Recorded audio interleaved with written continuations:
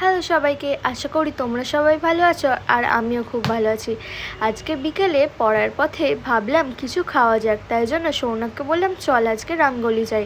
আমি আরও চলে গিয়েছিলাম ফুড কোর্টে, আর ওখানে অনেক ধরনের খাবার ছিল।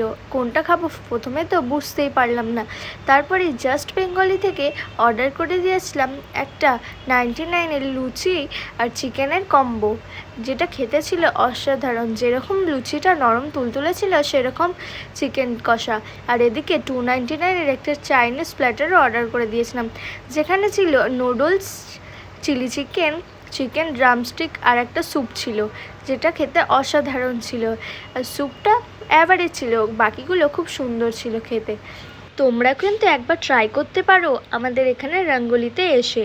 আশা করি তোমাদের এই ভিডিওটা ভালো লেগে থাকলে লাইক কমেন্ট শেয়ার করো, সাবস্ক্রাইব করতে ভুলো না কিন্তু। বাই।